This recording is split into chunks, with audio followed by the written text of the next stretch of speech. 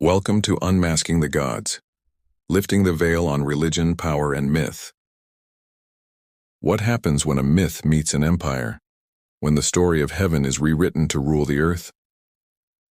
By the time Jesus of Nazareth walked the roads of Galilee, the world had already crowned many saviors. The gods of Egypt, Greece, and Persia had risen and fallen like the very sun they mirrored. But nowhere had that light burned more fiercely than in Rome, the empire that stretched its shadow across the known world. Rome conquered with sword and law, but it ruled with symbols, and above every symbol stood the sun. To Romans, the sun was more than warmth and light. It was empire itself. Soldiers marched beneath its radiance. Emperors compared themselves to it. Coins bore its rays. The people called it Sol Invictus, the unconquered sun. His face appeared beside Caesar's because both, they believed, ensured the world's order. Each dawn the sun rose over lands Rome had claimed, reminding citizens that power, light, and divinity all flowed from the same source, the emperor. He was the bridge between gods and men. To serve him was to serve heaven. But beneath that brilliance, the empire trembled. Rome's gods were many: Jupiter, Venus, Mars, Mercury.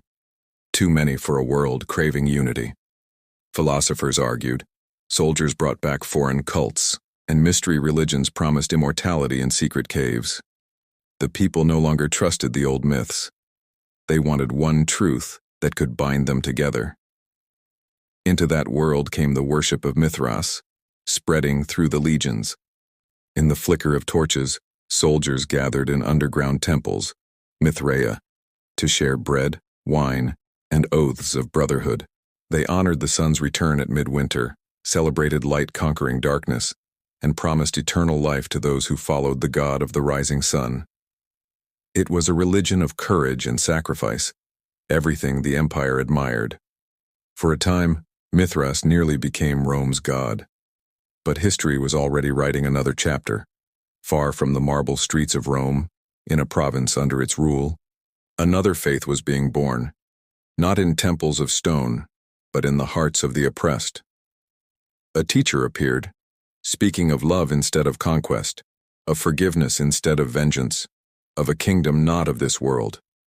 His followers said he was the Son of God, the true light that enlightens every man. His birth announced by a star, his life guided by heaven, his resurrection the final victory over darkness. To the empire it sounded familiar, almost too familiar. The language of light and salvation was not new. It was the sacred vocabulary of the ages, from Ra to Mithras, now reborn in Jesus. Yet there was something different here. The sun gods of old had risen for kings and warriors. This one rose for slaves, outcasts, and the broken. The others demanded offerings. This one offered himself. That shift changed everything. Where Mithras slew the bull, Christ became the lamb. Where emperors ruled by the sword, Jesus ruled by the heart. While Rome glorified power, Christianity glorified humility. And as his message spread, the old solar symbolism followed. Because the human spirit never forgets its oldest metaphors.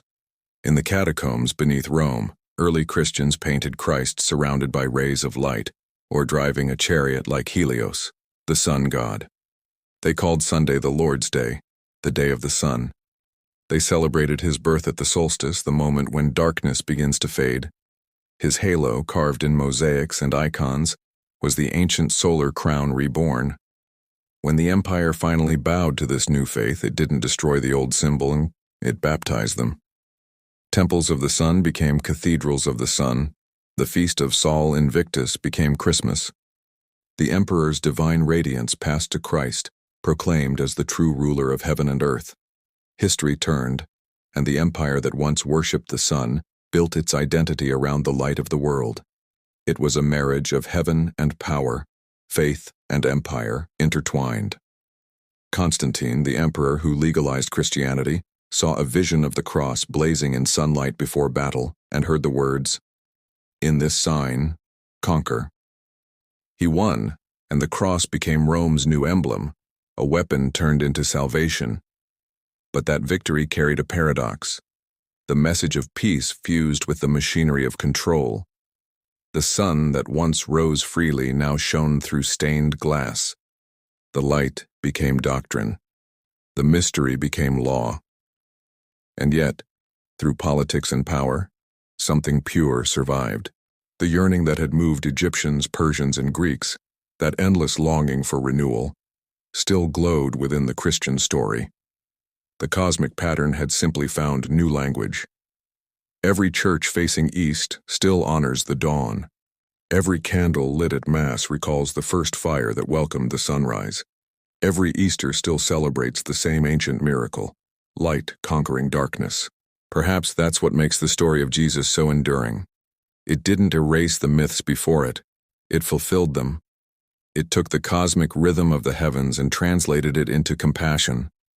The eternal sun became a human heart.